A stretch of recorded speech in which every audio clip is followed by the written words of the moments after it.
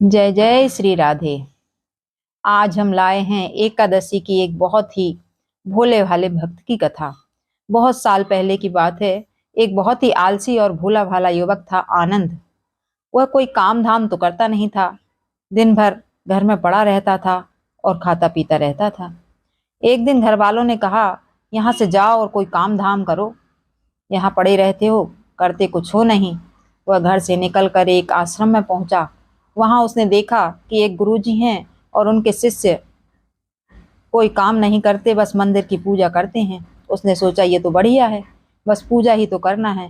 उसने गुरुजी के पास जाकर पूछा, क्या मैं यहाँ रह सकता हूँ? गुरुजी ने कहा, हाँ क्यों नहीं।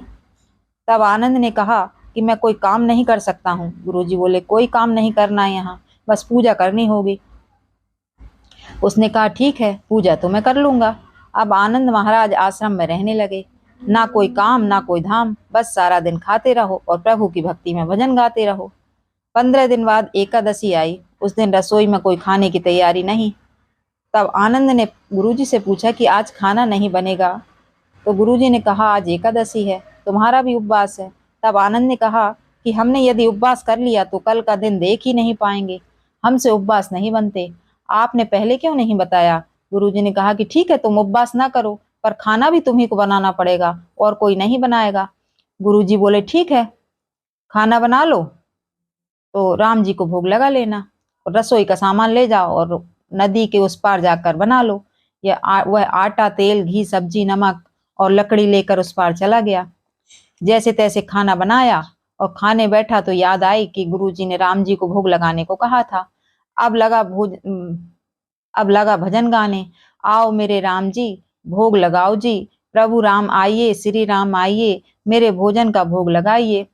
कोई ना आया तो बेचैन हो गया। यहाँ तो भूख लग रही है और राम जी आ ही नहीं रहे।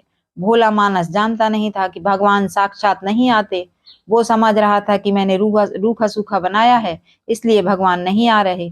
उनको तो तरमाल खाने की आदत है। तो उन्होंने सोचा, राम जी आज उधर भी कुछ नहीं, उसने सोचा कि आज भगवान उधर भी कुछ नहीं बना, वहां सबकी आज एकादशी है, इसलिए जो कुछ है सो खा लो।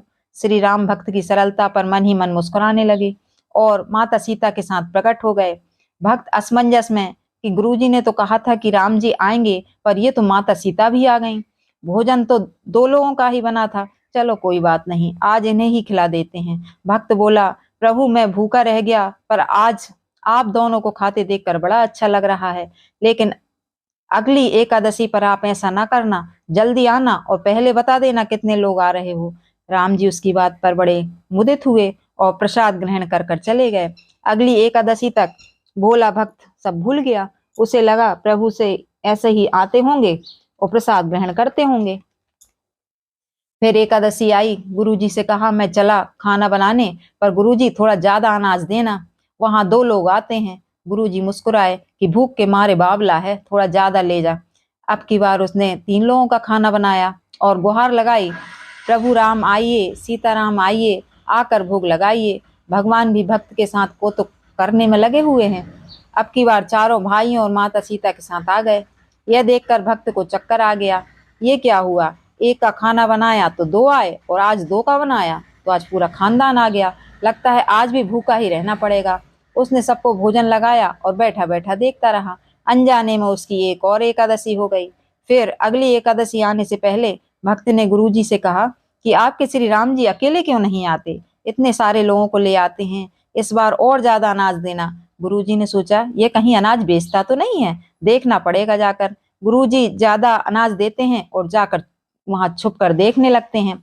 इस बार आनंद ने सोचा, खाना पहले नहीं बनाऊंगा, पता नहीं कितने लोग आ जाएं, पहले बुला लेता हूँ फिर बनाऊंगा। फिर भगवान को टेर लगाई, प्रभु राम आइए, श्री राम आइए, मेरे भोजन का भोग लगाइए। इस बार सारा राम दरबार मौजूद हो गया। इस बार तो हनुमान जी भी आए हैं और यहाँ भोग तो तैयार ही नहीं है। तो उसने भगवान से बोला, इस बार मैंने भोजन ही नहीं बनाया।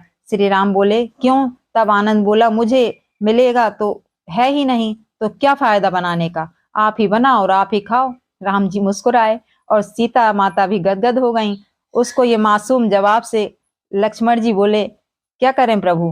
प्रभु बोले, भक्त की इच्छा है तो पूरी तो करनी पड़ेगी। चलो सब लोग लग जाओ अपने अपने काम से। लक्ष्मण जी लकड़ी लेने चले गए, माता सीता आटा सानने लगी और भक्त एक तरफ बैठकर सब देखता रहा। माता सीता रोटी बना रही थी, सारे ऋषि मुनि यक्ष गंधर्व प्रसाद ले लेकर जा रहे थे। आनंद कोने में बैठा सब देख रहा था। गुरुजी ने पूछा, बेटा खाना क्यों नहीं बनाया? तो कोने में क्यों बैठे हुए ऐसे? भक्त बोला, अच्छा किया गुरुजी आप आ गए, आप ही देख लो कितने लोग आते हैं। तो गुरुजी बोले, मेरे को तो नहीं दिख रहा है।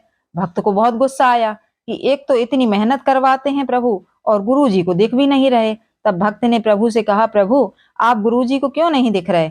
वो तो बहुत ज्ञानी पंडित हैं। तब प्रभु ने कहा, वो ज्ञानी पंडित जरूर हैं पर वो सरल नहीं हैं। भक्त ने गुरुजी से कहा कि प्रभु तो ऐसा बोल रहे हैं कि आप सरल नहीं हो, आप ज्ञानी पंडित बहुत हो। तो गुरुजी बहुत भाव से रोने लगे। भक्त और उससे कहने लगे कि ये सही बात है, मुझ में सरलता नहीं है। भक्त ने प्रभु से गुरुजी को दर्शन देने को कहा। तब प्रभु ने गुरुजी को दर्शन दिए। इस तरह उस भक्त को भगवान के दर्शन हुए। जैसे उस आनंद भक्त को भगवान के दर्शन हुए, वैसे ही सबको भगवान आप दर्शन देना। जय जय श्री राधे।